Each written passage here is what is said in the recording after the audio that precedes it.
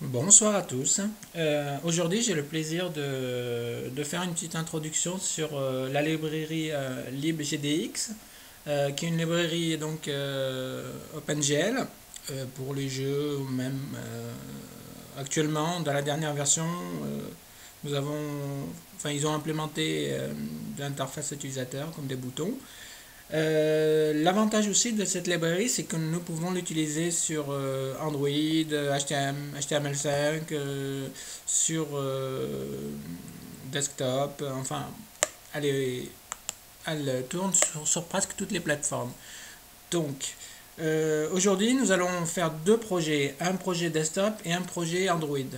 Parce qu'en fait, Android va utiliser l'application desktop pour exécuter. Donc, nous allons ouvrir un simple projet Java. Donc, Java projet. Donc, on va appeler app desk gdx. Donc, après ça, il y a deux petites choses à faire. Donc, première chose, c'est de créer un répertoire pour mettre les jars, les librairies qu'on a besoin, et puis une autre pour, euh, pour par exemple les images. Donc on va appeler data. Voilà. Donc première chose, nous allons aller chercher les librairies. Alors vous pouvez les télécharger sur le site Google. Donc vous allez à cette page-là et il suffit de cliquer l'Astrolise et télécharger par exemple pour moi la dernière sur un F3. Donc voilà. Euh, je l'ai téléchargé ici. Donc je l'ai décompilé ici. Euh, donc la première chose ce serait de donc nous allons copier quelques librairies. Donc il y a GDX natif, GDX natif. Il y a euh, backend jog natif. Et alors, est-ce que j'en ai oublié? Et puis on va... Ça suffira. Donc, vous les faites glisser, déposer. Voilà. Et il faut sélectionner tout. Bouton droit, build, add des bulles. Voilà. Donc ça c'est fait. Après ça, nous allons créer une classe qu'on va appeler runDesk. Voilà. Donc après ça, nous allons créer juste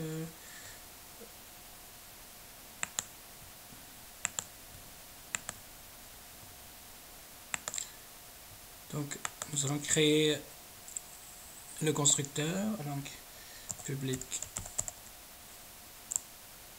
statique void main.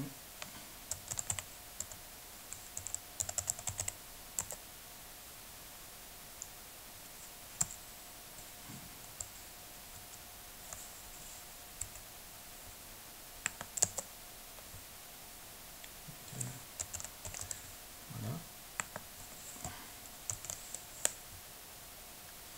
Donc après ça, nous allons créer une classe new, par exemple, on va l'appeler mycode.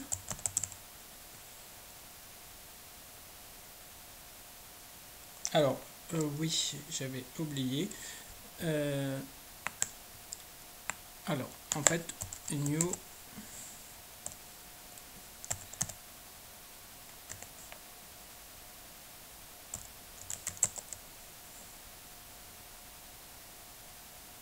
voilà, donc new jog application.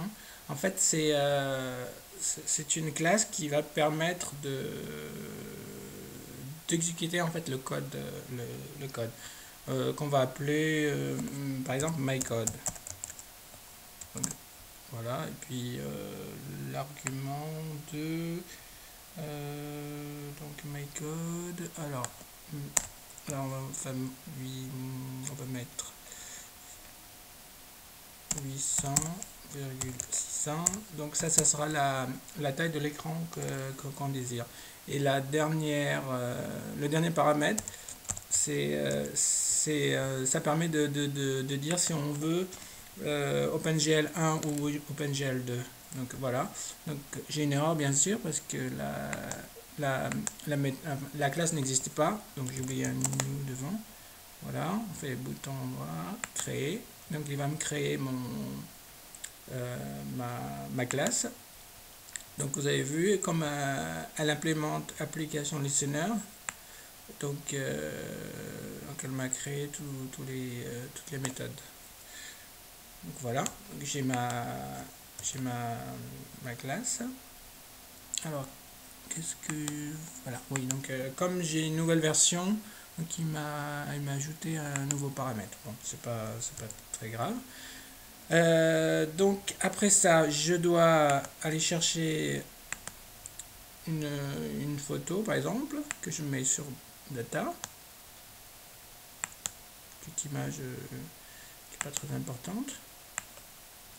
Alors la première chose à faire est de créer en fait ce qu'on va faire, nous allons mettre une texture et on va la faire par exemple avancer de gauche à droite. Donc première chose, on va créer texture.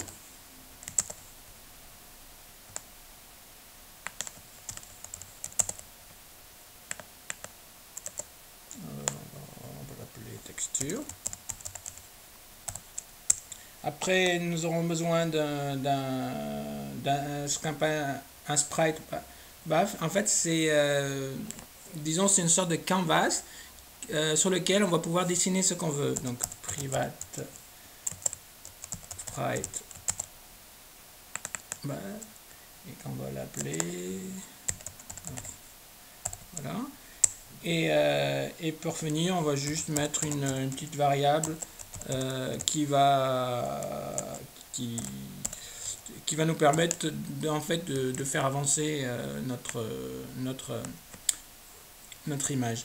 Donc c'est comme une activité une activité Android. Donc il y a la première chose, il crée. Donc create, nous allons définir notre texture. Donc texture est égal à new texture. Donc le fichier, donc ça va être GDX. Alors il y a libgdx a donc toutes les méthodes on a besoin pour aller les chercher. Donc internat et là on met le chemin donc qui est data /c.png. Voilà. Après ça, donc on a notre texture, donc il va la charger automatiquement et on va juste initialiser créer notre bash. Est égal à new sprite. Voilà. Donc nous avons notre page, nous avons notre texture. Et ben il ne reste plus qu'à l'afficher. Donc ce qu'il faut savoir, c'est que render, en fait, il essaye de rafraîchir 60 images à la seconde. Donc première chose, nous allons nettoyer l'écran. Donc GDX, GL. C'est à peu près la même chose c'est la même chose que de travailler avec l'OpenGL avec Java, quoi. Donc GL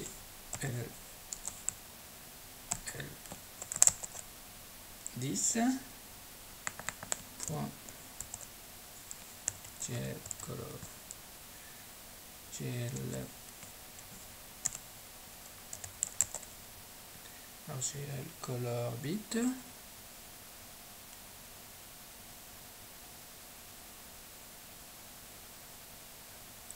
J'ai le color buffer bit. Je ferme, donc voilà. Après ça, donc c'est un peu comme les canvas, donc on ouvre, on ouvre le bas, donc par begin. Et puis après, bon, on peut par exemple dessiner l'image que nous avons chargée, qui s'appelle, donc alors pour ça on a une méthode draw et qui prend comme paramètre la texture qu'on a définie plus haut, et donc on n'a pas besoin de tout ça. Et nous avons besoin, par exemple, comme on a mis x, donc on a défini x avec la variable myx, donc myx, et y on va mettre par exemple 10. Voilà. Quand on a fini, donc on ferme le bas.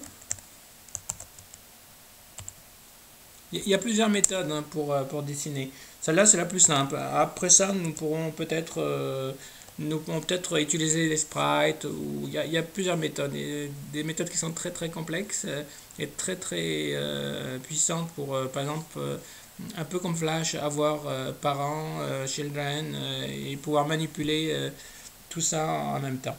Donc, je vais incrémenter mon X. On va plutôt faire toutes les par exemple on va mettre plus voilà, ça ira, et on va juste lui dire de revenir à la ligne quand il ira assez loin. Donc x plus grand que, on va mettre j'ai mis combien sur la définition de l'écran, 800, donc on va lui dire tu reviens, bah, par exemple tous les 400, voilà. Comme ça on le verra mieux. Et myx est égal à 0. Voilà. Donc voilà. Logiquement, nous avons fini pour la partie desktop. Nous on va tester notre programme. Voilà. Donc nous avons notre application en OpenGL qui défile à 60 images secondes.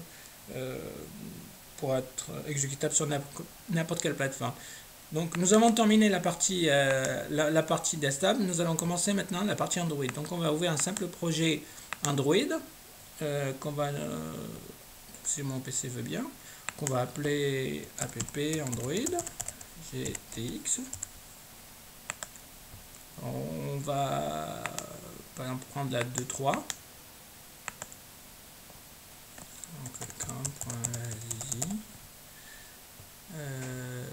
Alors, app Android, ça me va bien.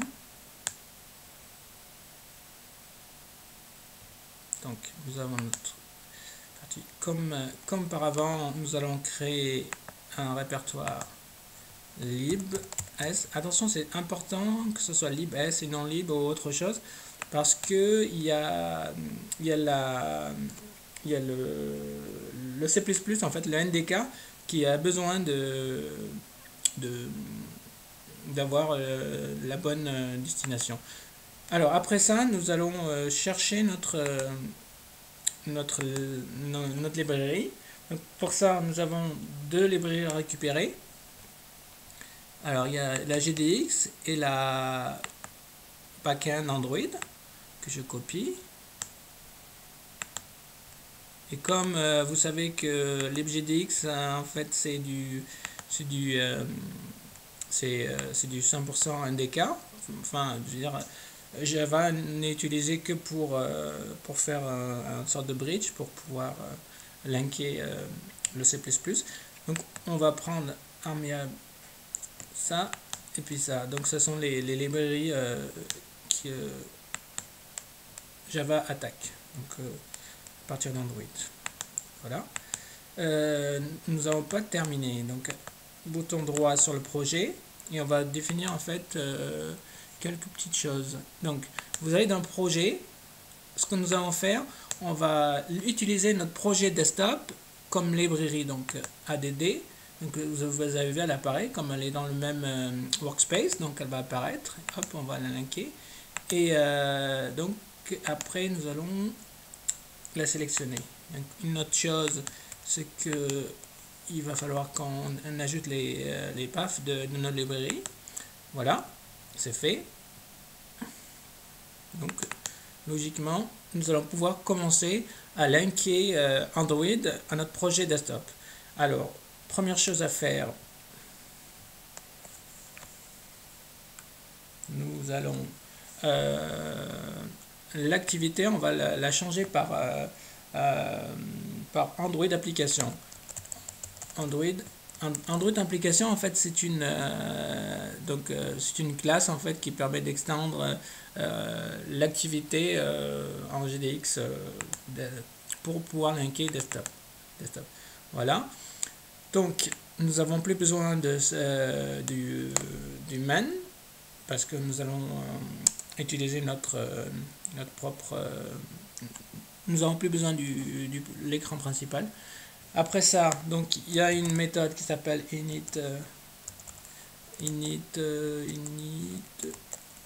Alors je la initialise. Et en fait, c'est une méthode qui est héritée par rapport à Android application. Donc, alors là, nous allons faire new. Alors logiquement, ça doit nous faire apparaître la classe. Alors attendez, je vais fermer tout ça, ce sera plus facile. La classe mycode. Donc c'est ça qu'on recherche. Et ça ne marche pas là. Oui, c'est vrai, j'ai oublié. Si vous ne mettez pas, c'est ça le problème, mais comme je débute un peu. Le package, il faut lui mettre un chemin, donc on va mettre le chemin. J'avais oublié sur l'autre projet de mettre un package, donc vous faites glisser votre projet, voilà, et logiquement il doit apparaître. J'ai dit logiquement.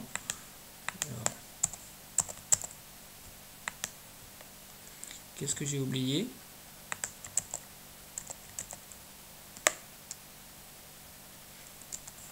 Désolé, c'est pas prévu. Alors new voilà, mycode. Et l'autre paramètre, on va mettre de toute façon, on n'a pas besoin. Donc vous avez vu que c'était bloquant de ne pas mettre après le package. Après ça, il y a une autre chose à faire, c'est de l'iPhoto, il faut le mettre aussi du côté Android. Donc là, il faut le mettre dans l'asset. Voilà. Et si je lance mon projet Android, logiquement, si j'ai pas d'erreur, j'aurai exactement la même application que sur desktop, sur Android, sans aucun effort. Et l'avantage, c'est que on peut utiliser là l'émulateur n'a pas OpenGL, donc du coup c'est très difficile à tester l'application. Du coup c'est assez pratique et très rapide à compiler directement sur la machine virtuelle Java donc on espère que ça va se compiler, c'est un peu long.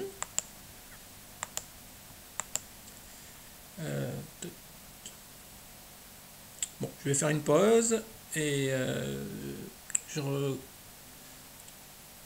recommence la vidéo lorsqu'il sera démarré. Mon PC est un peu lent. Donc voilà, mon PC est un peu lent, je suis vraiment désolé. Vous avez vu, nous avons à peu près la même application, mais bon, la seule différence c'est que c'est un peu lent à cause de à cause de mon émulateur et de mon PC. On va juste changer une petite chose, juste voir la flexibilité. On va juste créer en fait deux images décalées de par exemple de 100. Donc si on exécute,